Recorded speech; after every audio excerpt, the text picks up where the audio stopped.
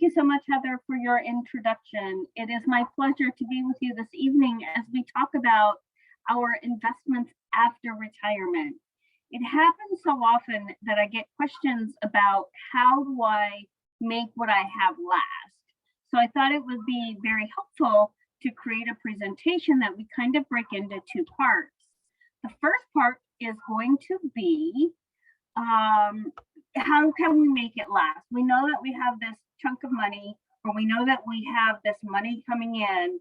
How do I ensure that I make it last from the time I retire at 65 until hopefully I live into a ripe old age of 90? How do I make it last from that time frame?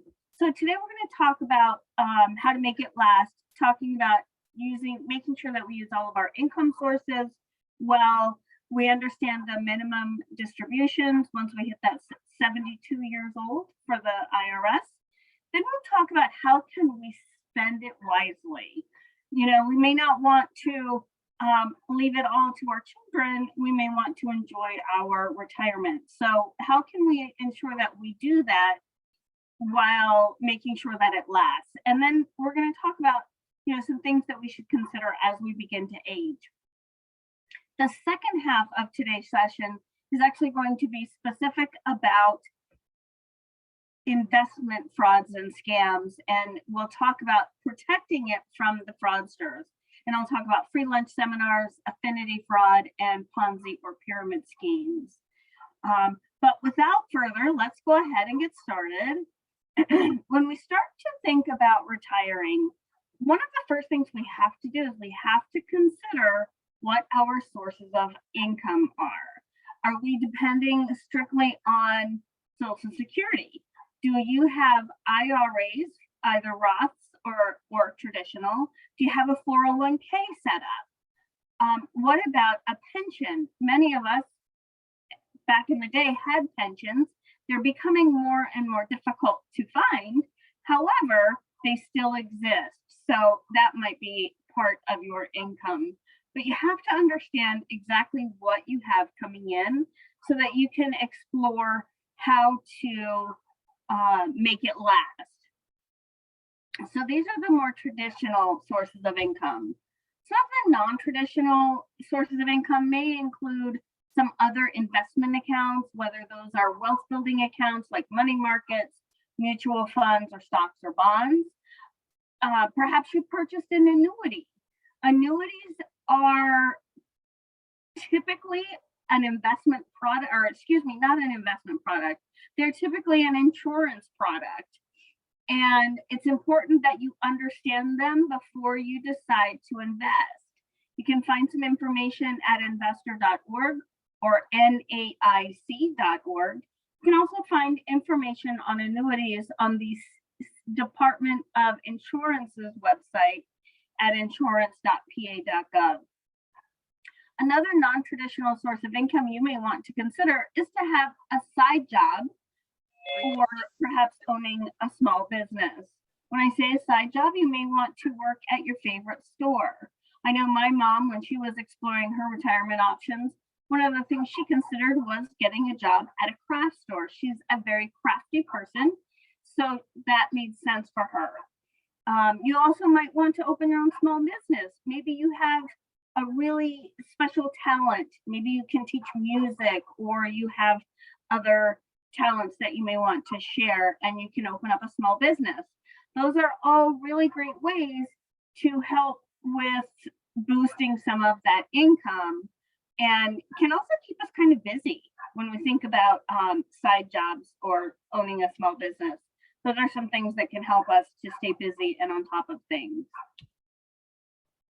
So I want to talk just briefly about the IRS's required minimum distribution. A required minimum distribution is the amount of money that you have to withdraw once you turn 72. The age changed last year or the year before from 70 and a half to 72.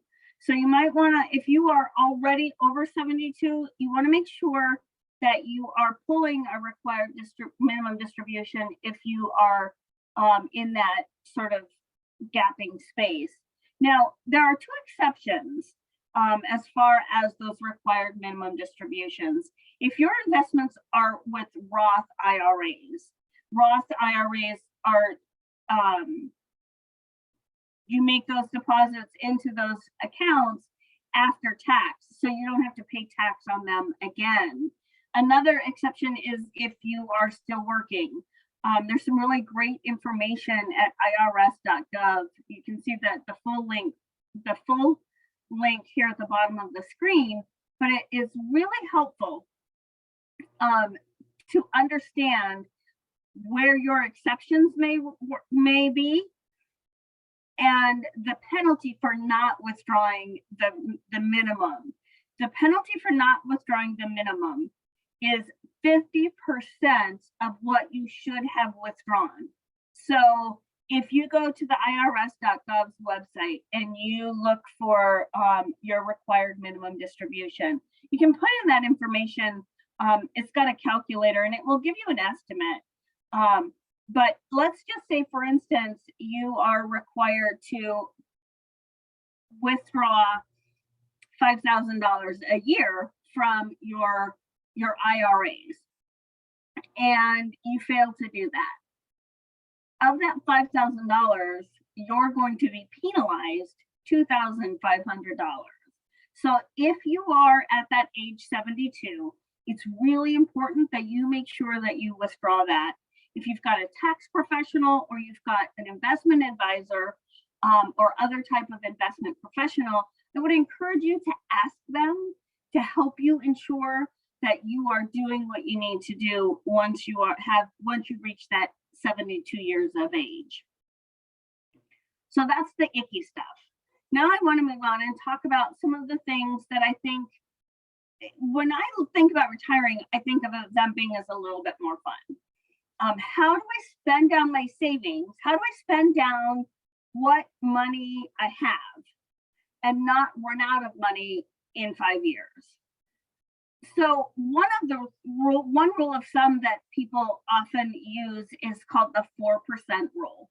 And basically what that is saying is that aside from your Social Security and any pension that comes in, that withdrawing 4% of your total savings during that first year is a good starting point.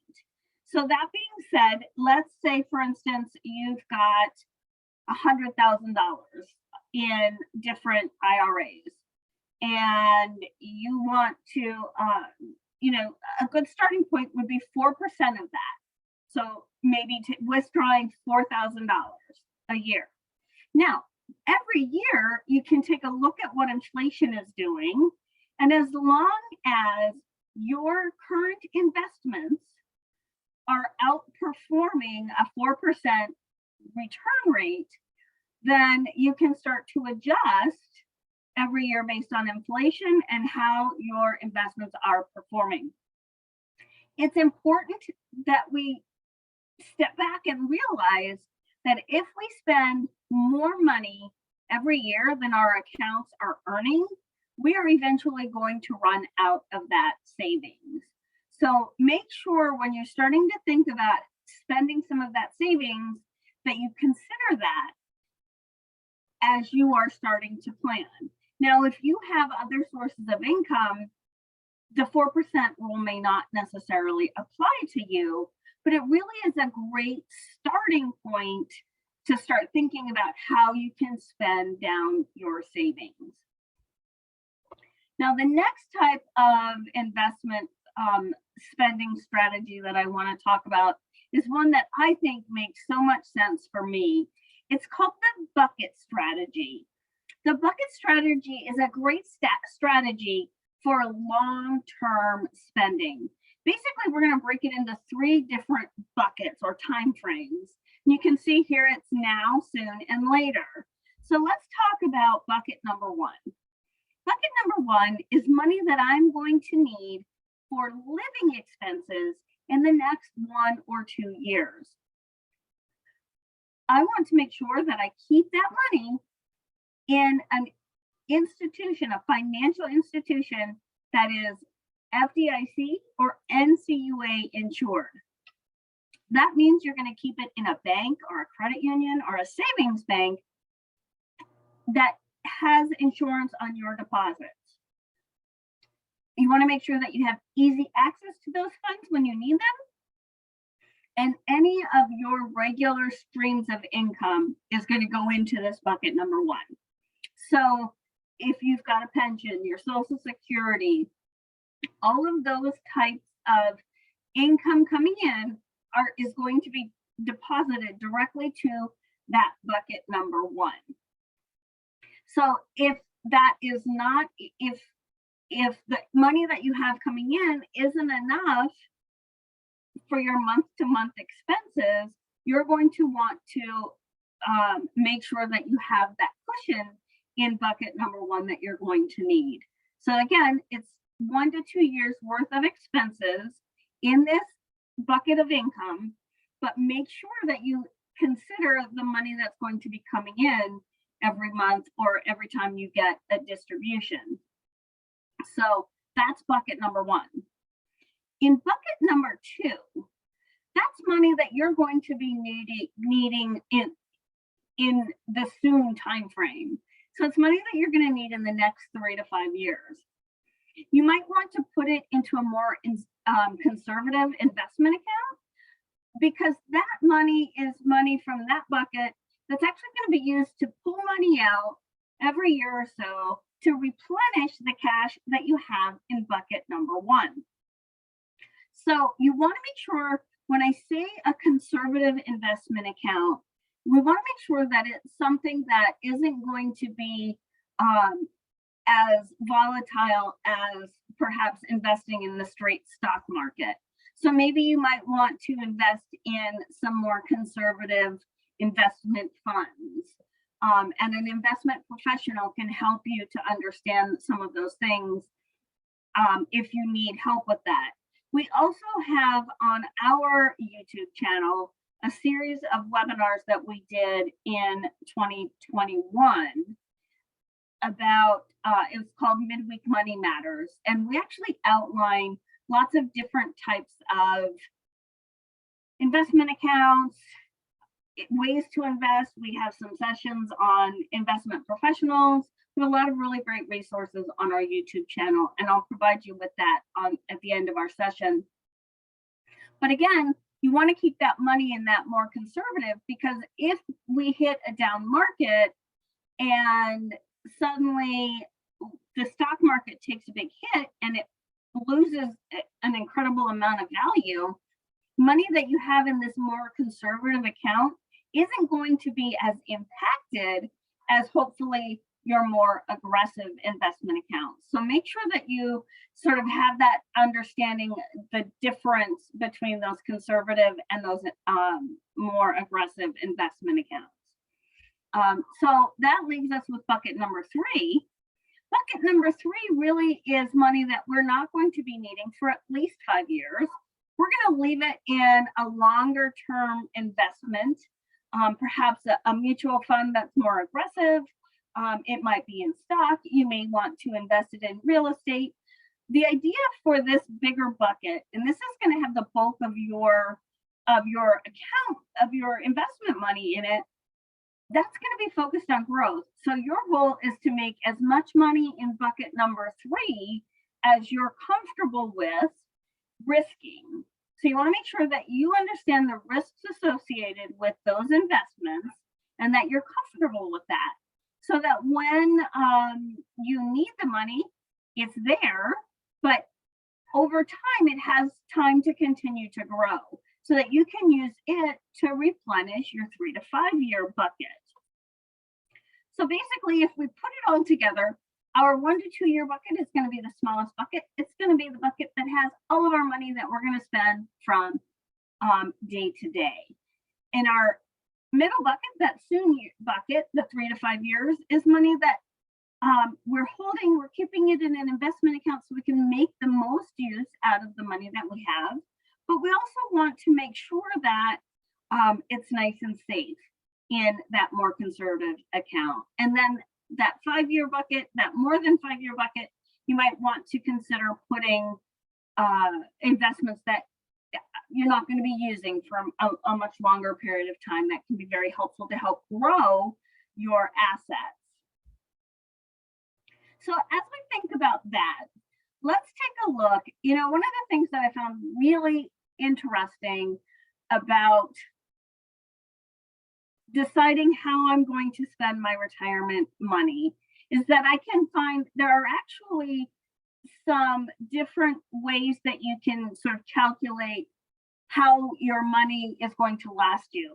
So if you go to nerdwallet.com, or if you have an investment professional that you work with, if you have a firm, they may have calculators where you can see the difference spending down your savings can make. So if you do have your own firm, I would encourage you to type into that firm spend down rates and withdrawals, and it will actually bring up a really nice little calculator that you can punch in the value of your assets, you know, the value of the accounts that you have. You put in your name, or not your name, you put in the amount of money that you have and your age, and we talked about 4%. Well, you can put that in there. You can see how long at 4%, how long they anticipate your investments will last. If you want to maybe take out 7%, maybe you want to plan a nice vacation every year. Those types of things can impact how our how long our accounts last, but understanding that can be very helpful. And then I would encourage you to also go to irs.gov and explore what minimum required, the required minimum distributions are, so that you make sure that you don't find yourself when you're 73 years old paying a huge fine for not having done what you should have done as far as withdrawing that those required distributions. So I would encourage you to check that out. The IRS actually has some really great resources as far as retirement planning in general as well. So check them out at irs.gov.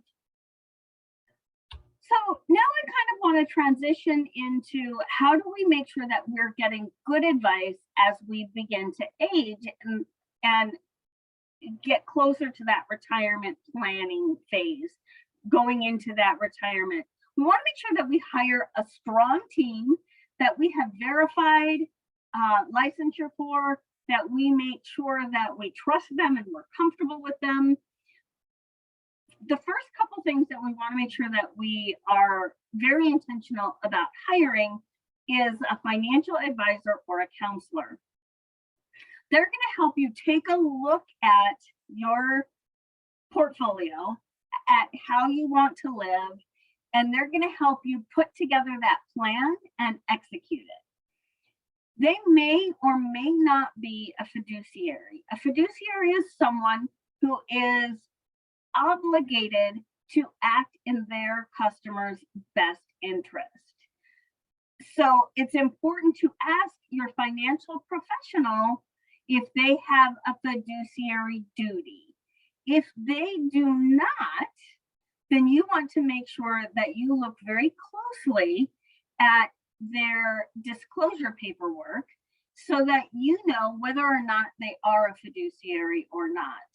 Sometimes they may not be a fiduciary, and that involves perhaps they're buying or selling stock on your behalf. If they are a broker dealer, they may not have a fiduciary duty to do what is in your best interest. They have an obligation to put you into a suitable product, but it may not necessarily have to be in your best interest. And the thing that we have to keep in mind on that is if it comes down to two different products and this person is going to get an extra percentage of pay or some form of bonus, if they put you into this suitable product, they may be more inclined to do that rather than put you into something that is beyond the shadow of a doubt in your best interest. So make sure that you ask those questions. And we have some publications that I will make you aware of when I send the slide deck, so that you're able to really take a look and understand what your investment professional is required to do.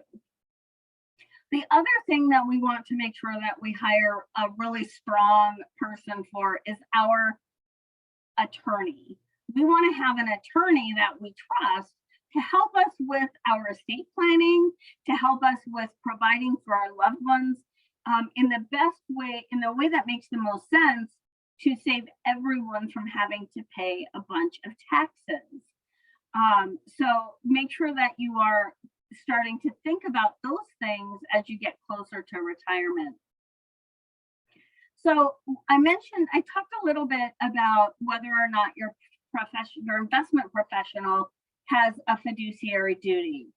A doctor, an attorney, and certified public accountants are always fiduciaries. They always have to do what's in your best interest.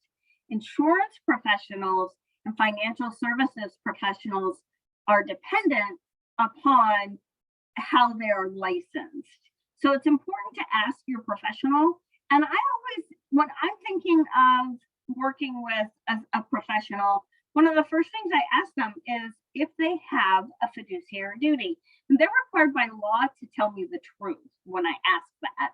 So make sure that you ask those questions. And then as you're considering hiring someone, you also want to make sure that you are investigating their background.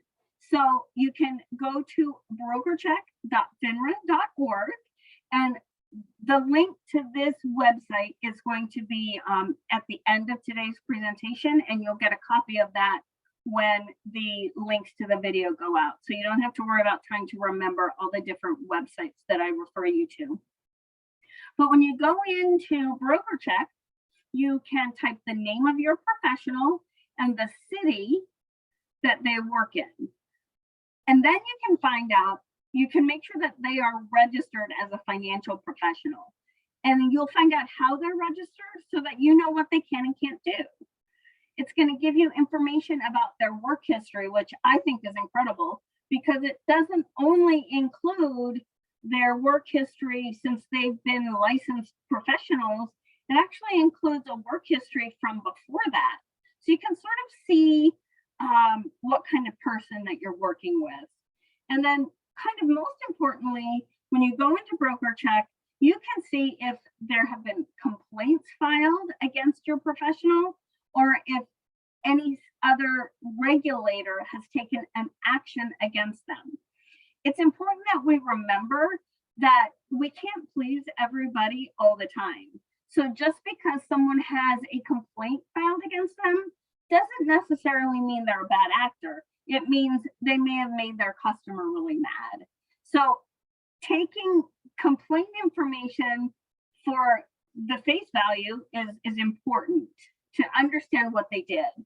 But you really want to look at whether or not there have been actions taken against them. And you can find the information on actions from each state on the website, that brokercheck.finra.org. So that can be very, very helpful.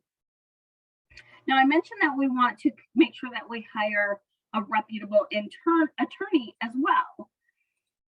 You can actually investigate your attorney. You can contact the Bar Association for the county that you live in, but make sure that you understand that attorneys pay money to be a part of the county bar association where they're practicing. So just because they're not necessarily registered with the bar association in that county doesn't necessarily mean they're bad. It just means that they aren't registered. They're not a part of the association. You can ask for a referral, but again, keep in mind that the referrals that you get are going to be to attorneys that are a part of the bar association. But you can actually go to the Pennsylvania Disciplinary Board at padisciplinaryboard.org, You can find out from there if your attorney has had a disciplinary action taken against them here in the Commonwealth. So, you know, checking them out at the county board, at the county bar association is helpful. But then once you have that name, check them out on the disciplinary board's website to make sure that they haven't been in trouble. So those are some other resources. Now, I've mentioned a little bit about insurance professionals when I talked about annuities. So you can find information about your your insurance professional from the Pennsylvania Department of Insurance's website at insurance.pa.gov. You can find out information about your insurance company. You can make sure that you're working with someone who's licensed and registered. They have some great resources on annuities and other types of insurance products that you may be curious about. You can verify the business or the agency is licensed, and they have some really great resources if you're looking for health insurance. Their health insurance navigator is very helpful. It's important as we start to plan for our retirement that we get these professionals that I've just mentioned sort of on board, that we get to know them and have that relationship built with them as we move forward, so that we're comfortable with the relationship that we have once we reach that retirement age, so that we are ready and have everything in order.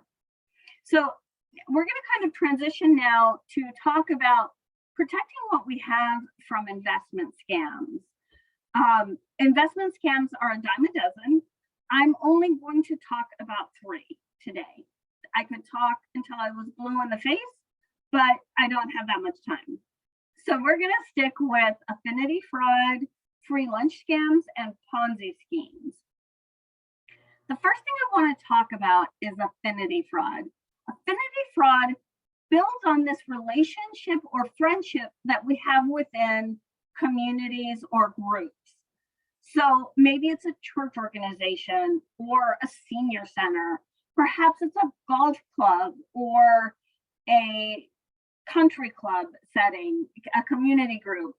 What happens is they convince us to trust them because of the relationship that we have. And it's important that we recognize that investing is something that we have to be very, very leery of. So if someone comes to us and says, hey, I've got this great opportunity, it's guaranteed a 25% rate of return, and there's no chance you're going to lose any money. And trust me, we're friends. We know each other from the golf club or from the local civic organization, the local veteran association, lots of different things. They want to create that sense of a bond so they can then talk us out of our hard-earned money. And I'm going to play this short video for you next that really it's about 3.5 minutes long, but it's really, it describes affinity fraud very well. So I'm going to go ahead and just play that now.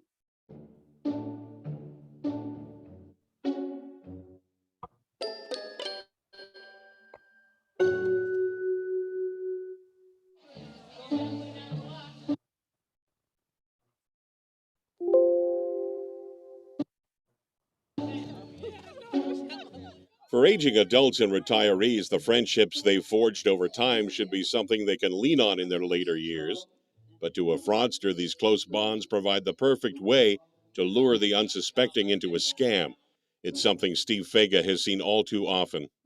It could be through a church, it could be a golfing club, it could be a country club, it could be a Rotary club. They're one of the most common types of scams that Fega runs into, and it's called affinity fraud. Affinity fraud is any type of fraud where people are induced to get into it because of a relationship that they have with another victim. In a recent case, Vega and his team worked with the FBI to prosecute a local Alabama man, Edward Forehand, for scamming investors out of millions of dollars. Forehand targeted people he knew at his church with the investment of a lifetime. Forehand's pitch went like this. He could sell designer pots and pans to culinary colleges across the country for $2,000 a pop. Once invested in this scheme, people could count on huge profits plus interest. The scheme is what we call a classic Ponzi scheme because there's actually no pots and pans being purchased. There's no money being generated, no sales happening on college campuses anywhere. Forehand had enough money at the start to pay the earlier investors' returns. Convinced Forehand was legitimate, those investors spread the word to their friends and loved ones about their profits. Their friends and family members saw that happen and would say, hey, where did you get the money to buy that car? Or where did you get the money to put the addition on your house? How can I get in? And they would put them in touch with Forehand. But Forehand could only keep up the illusion for so long. And over time, this thing grows. Now, eventually it's going to collapse on itself because of the sheer weight and numbers of people who will begin to ask for money back. 3 years later, the scheme collapsed. 87 people, many fellow churchgoers of Forehand's, lost a total of almost $3 million. Though Vega and his associates were able to get some of the investors' money back, most of it was gone for good. The most tragic part of Mr. Forehand's scheme is that this half of these people were elderly. They were investing with him their nest eggs. They weren't wealthy people. Their hope was that they could thereby grow that nest egg and actually have a comfortable or a much more comfortable retirement. Vega and his team did win some justice for Forehand's victims. Forehand was tried, convicted on all counts, and sentenced to 90 months in prison. The case may be closed, but for Vega, the lessons people can learn from it still apply today. If someone offers you an unrealistic rate of return, or someone is pressuring you with high-pressure sales tactics to make an investment quickly, pick up the phone and call your state's Securities Commission. And organizations like the Alabama Securities Commission are always there to help. We can make a few phone calls and we can find out definitively very quickly, and we can save people tremendous emotional stress, financial damage, and sometimes, ruin. Find out more by visiting wi65.org or follow us on Facebook and Twitter. So that is affinity fraud in a nutshell. I hope that you can see how individuals can take advantage of us when we are least expecting it. I think that is probably the key to making sure that you are aware of what's going on. The criminal in the video promised people a 700% return on their investment. That's an absolutely ridiculous amount.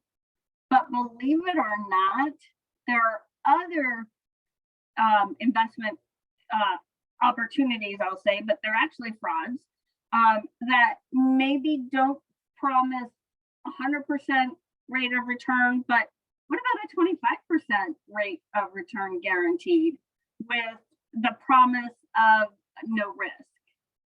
I think that's something else that we have to be aware of. So when we talk about free lunch scams, I don't know about you, but I actually have recently started to receive invitations that look very similar to this. These are none that I've actually received, but I actually received 4 invitations over the last year inviting me to come to a free dinner at the diner down the street from my house. And, they tell you that you can come and it's free lunch, and they're not going to, you won't have to pay for anything, that there's no risk involved. But the reality is, when you go and you sit down, there's typically a very high pressure sales tactic or free advice that is going to require no cost now.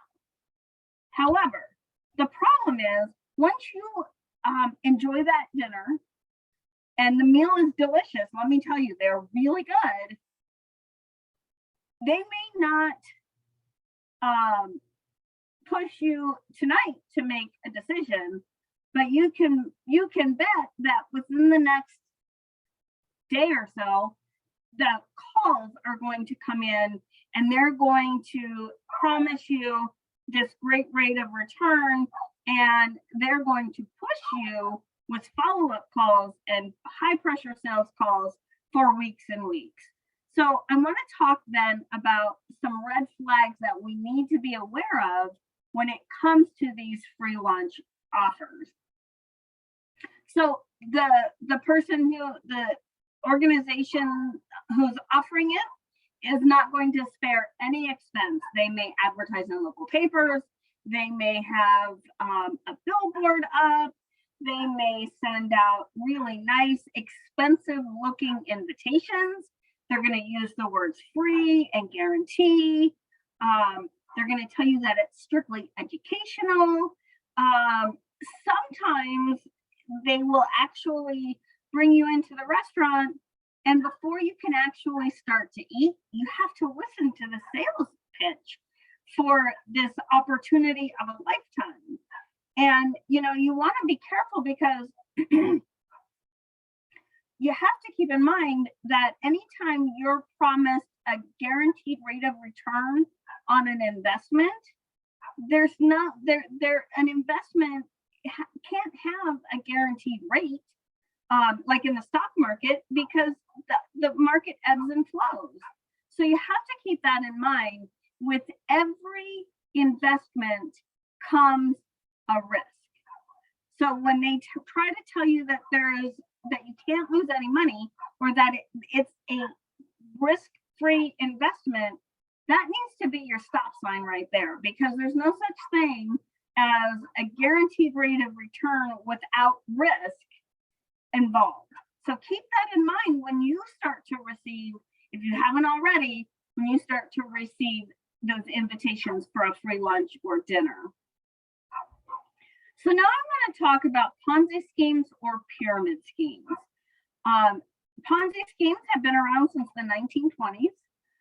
And the reality is that there's no actual business. We heard in the pots and pans video, there's no actual business. Money is paid to original investors from new investors that come in. Now, what happens eventually is that the people at the top get paid from the money that comes in from the people who invest later and later.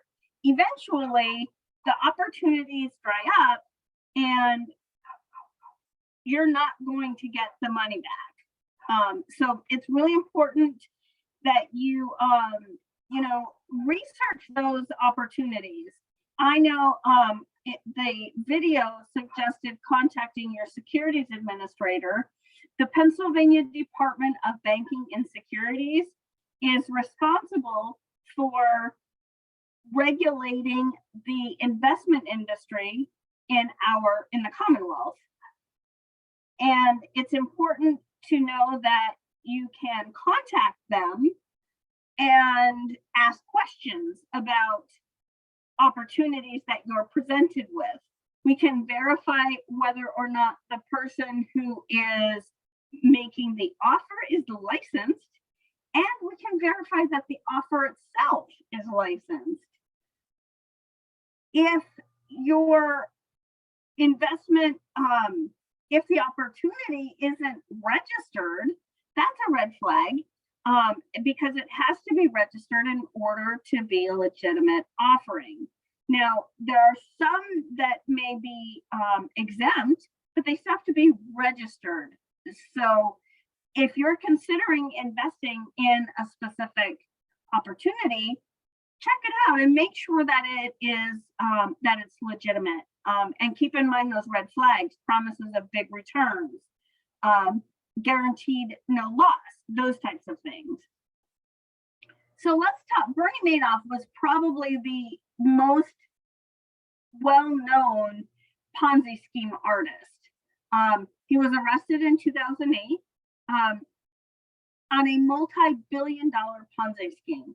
Now, what I found was really interesting when I was researching is that originally Mr. Madoff actually did operate a legitimate business.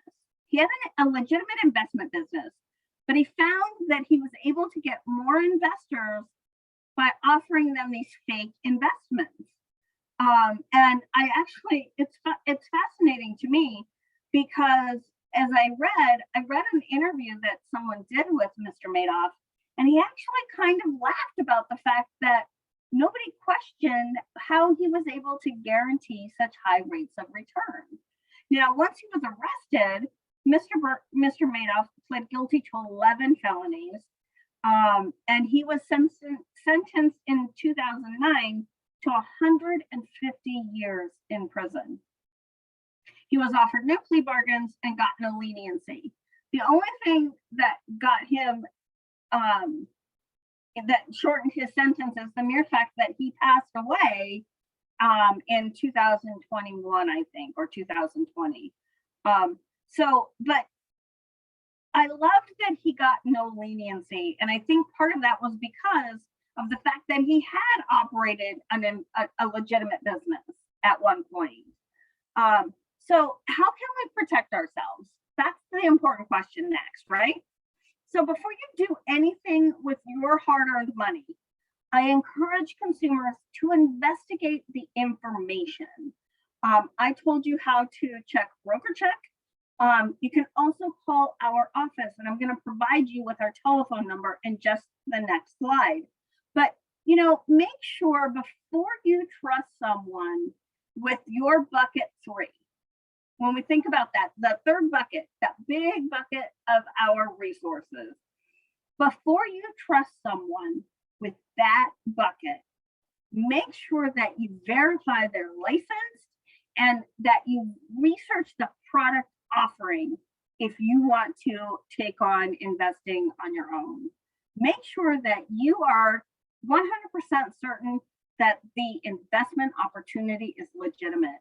That Pennsylvania Attorney General's Office, FINRA, the Department of Banking and Securities, we all have fantastic resources available for consumers if they would just take the time to find them and listen and read and learn.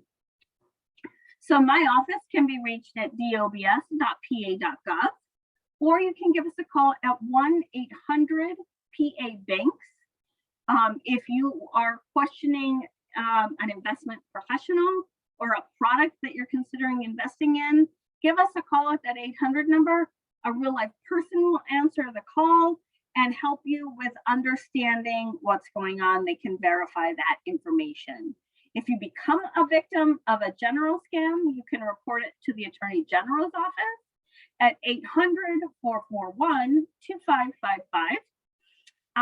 If you become a victim of an investment scam, I would encourage you to call my office again at that 800 PA Banks as soon as you suspect, if not before, when you verify the information.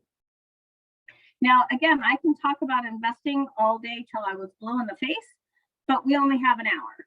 So I do want to provide you with our some other resources. Again, that brokercheck.finra.org is a great place to verify your investment professional.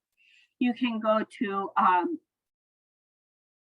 the When I'm 65 website. That video that I played for you is a part of a much longer series that talks about retirement planning.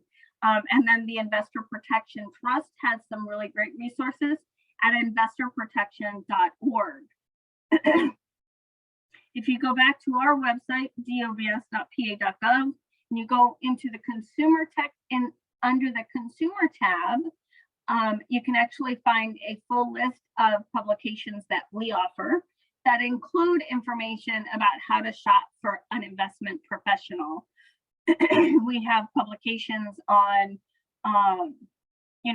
if you are approaching retirement, how can you start to ramp up what you're putting away so that you have the best opportunity when you actually are ready to retire. So there's some really great resources available on our website as well. That does bring us to the end of our session.